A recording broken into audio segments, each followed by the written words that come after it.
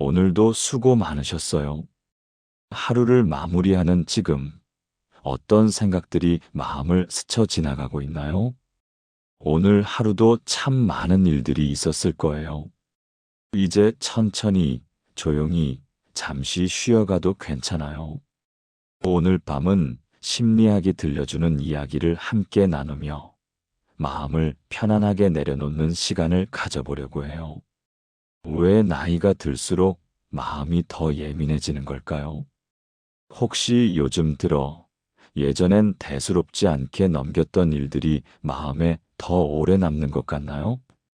누군가 무심코 던진 말 한마디가 하루 종일 마음에 걸리기도 하고, TV를 보다가 갑자기 눈시울이 뜨거워질 때도 있죠. 어린 손주가 웃는 모습만 봐도 괜히 코끝이 찡해지고, 뉴스에 나오는 안타까운 소식에 마음이 무너지는 것 같을 때도 있어요. 나이 들어서 그런가 하고 스스로를 탓하기도 하셨을 거예요. 혹은 내가 너무 예민한가 걱정하셨을 수도 있고요. 그런데요, 심리학은 이런 말을 해요. 이건 예민해진 게 아니라 오히려 당신이 더 깊어진 거라고요. 나이가 들면서 우리 뇌는 감정을 처리하는 방식이 조금씩 달라져요. 젊을 때는 감정을 빨리 처리하고 넘어가는 능력이 뛰어났다면, 나이가 들수록 뇌는 감정을 더 깊이 느끼고 더 오래 기억하게 돼요. 특히 따뜻한 감정, 슬픈 감정, 그리운 감정 같은 것들이요. 이건 뇌가 노화되어서가 아니에요. 오히려 인생을 오래 살아온 사람만이 느낄 수 있는 깊이가 생긴 거예요. 젊을 때는 몰랐던 삶의 무게를 이제는 알게 된 거죠. 그래서 작은 것에도 더 감동하고, 작은 것에도 더 마음 아파하게 되는 거예요. 이건 약해진 게 아니에요. 당신이 더 진짜 감정을 느낄 줄 아는 사람이 된 거예요. 눈물이 많아졌다고 해서 마음이 약해진 게 아니에요. 오히려 당신이 삶을 더 깊이 이해하게 된 거예요. 그러니 괜찮아요. 지금 이 마음 그대로 충분해요. 자꾸 과거가 떠오르는 밤, 잠들기 전 문득문득 옛날 일들이 떠오를 때가 있지 않나요? 20대에 했던 선택, 30대에 놓쳐버린 기회, 그때 그 사람에게 했던 말, 혹은 하지 못했던 말들. 어떤 밤에는 그런 기억들이 물밀듯이 밀려와서 잠을 이루기 힘들 때도 있어요. 그때 그랬으면 어땠을까? 왜 그런 선택을 했을까? 내가 조금만 더 잘했더라면. 이런 생각들이 반복되면 자꾸 후회가 쌓이고 미련이 남고 마음이 무거워져요. 심리학에서는 이걸 회상편향이라고 불러요. 나이가 들수록 사람은 자연스럽게 과거를 돌아보게 된다고 해요. 이건 뇌가 인생을 정리하려는 본능 같은 거예요. 나는 어떻게 살아왔고, 무엇을 경험했고, 어떤 사람이었는지 확인하고 싶어 하는 거죠. 그런데 여기서 중요한 게 있어요. 과거를 떠올리는 건 자연스러운 일이지만, 과거를 후회로만 채우는 건 우리 마음에 좋지 않아요. 우리 뇌는 과거를 돌아볼 때 아쉬웠던 기억을 더 선명하게 불러오는 경향이 있거든요. 잘했던 일보다 잘못했던 일이 더 크게 느껴지는 거예요. 그러니까요, 지금 떠오르는 그 후회들은 사실 당신이 정말 잘못 살아서가 아니에요. 뇌가 그렇게 기억하도록 만들어져 있어서 그런 거예요. 그때 당신은 최선을 다했어요. 그 순간에 알 수 있는 만큼만 알고 할 수 있는 만큼만 했던 거예요. 지금의 당신이 그때를 돌아보니 아쉬운 것뿐이에요. 그러니 괜찮아요. 과거는 이미 지나갔고 그 시간들이 모여서 지금의 당신을 만든 거예요. 후회보다는 그때의 당신도 참 열심히 살았다고 한 번쯤 말해줘도 좋을 것 같아요. 과거는 바꿀 수 없지만 과거를 바라보는 마음은 바꿀 수 있어요. 그러니 오늘 밤만큼은 후회 대신 이해를 건네보면 어떨까요? 그래도 난 잘 버텨왔어 하고요. 혼자 있는 시간이 점점 길어질 때, 요즘 들어 혼자 있는 시간이 많아졌나요?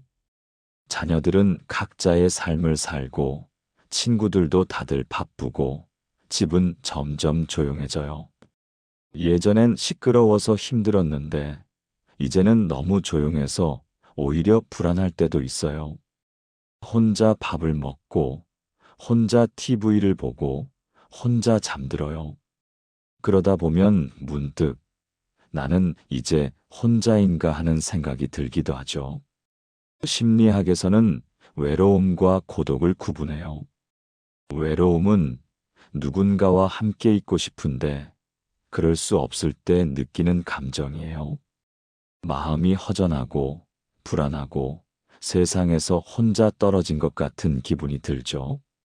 이건 사람이 본능적으로 느끼는 두려움이에요. 우리는 원래 누군가와 연결되어 있고 싶어 하는 존재니까요. 반면 고독은 혼자 있는 시간을 스스로 선택하고 받아들이는 상태예요. 고독 속에서는 외롭지 않아요. 오히려 나 자신과 깊이 마주하고 마음을 정리하고 조용히 쉴 수 있어요.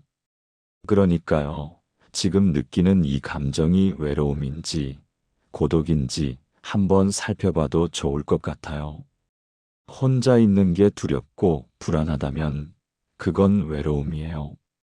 그럴 땐 억지로 견디려 하지 말고 누군가에게 전화를 걸어도 좋고 잠깐 밖에 나가 사람들 사이에 있어도 좋아요. 외로움은 연결을 필요로 하는 마음의 신호니까요. 하지만 혼자 있는 시간이 편안하다면 그건 고독이에요. 그럴 땐 이 시간을 충분히 누려도 괜찮아요. 평생 누군가를 돌보고 누군가와 함께 살아왔던 당신이 이제 처음으로 나만을 위한 시간을 갖게 된 거예요. 혼자 있다고 해서 외로운 건 아니에요. 혼자여도 충분히 괜찮을 수 있어요. 그리고 기억해요. 지금 당신이 혼자라고 느껴진다 해도 당신을 생각하는 사람은 분명 있어요. 멀리 있을 뿐이에요. 그러니 너무 외롭게 느끼지 않아도 돼요. 혼자 있는 시간도 당신의 삶이에요. 그 시간 안에서도 당신은 충분히 소중해요. 나는 잘 살아온 걸까요? 인생을 오래 살다 보면 어느 순간 이런 질문을 하게 돼요. 나는 잘 살아온 걸까?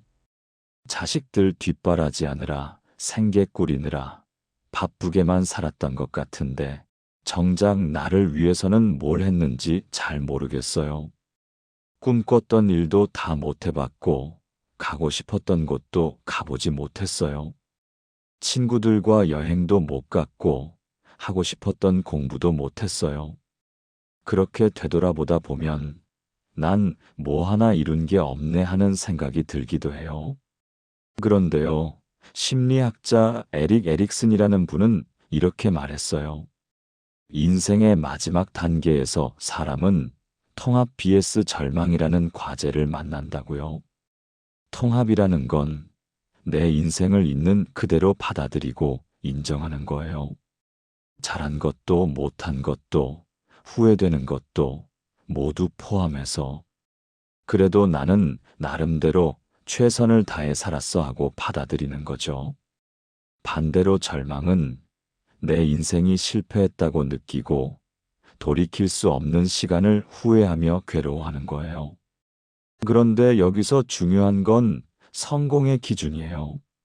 세상은 우리에게 많은 것을 요구하죠. 돈을 많이 벌어야 하고, 높은 자리에 올라야 하고, 무언가를 이뤄내야 한다고요. 그런 기준으로 보면 대부분의 사람들은 실패한 인생처럼 느껴질 거예요. 하지만요, 당신의 인생은 그런 기준으로 재단할 수 없어요. 당신은 매일 아침 일어나서 하루를 살아냈어요. 힘들어도 포기하지 않고 지쳐도 다시 일어났어요. 누군가를 사랑했고, 누군가를 돌봤고, 누군가의 삶을 지탱해줬어요. 그게 바로 잘 산 인생이에요. 거창한 성취가 없어도 괜찮아요. 이름을 남기지 못해도 괜찮아요. 당신은 당신이 할 수 있는 만큼 최선을 다해 살아왔어요. 그것만으로도 충분해요. 심리학은 이렇게 말해요. 인생의 의미는 무엇을 이뤘느냐가 아니라 어떻게 살아냈느냐에 있다고요. 당신은 지금까지 참 잘 살아왔어요. 정말이에요. 오늘 밤 이 이야기들이 당신의 마음에 작은 위로가 되었으면 좋겠어요. 나이가 들어 예민해진 마음도, 자꾸 떠오르는 과거도, 혼자 있는 시간도, 그리고 나는 잘 살아온 걸까 하는 질문도 모두 당신이 진지하게 삶을 살아온 증거예요. 그러니 괜찮아요. 지금 이대로도 충분해요. 오늘 하루를 잘 버텨온 것만으로도 당신은 이미 대단한 사람이에요. 이제 천천히 눈을 감고 마음을 내려놓아도 돼요. 이 이야기를 들으며 편안히 쉬셔도 돼요. 오늘 밤은 아무 생각하지 않아도 괜찮아요. 그냥 조용히 깊이 쉬어가세요. 당신은 충분히 잘하고 있어요. 편안한 밤 되세요.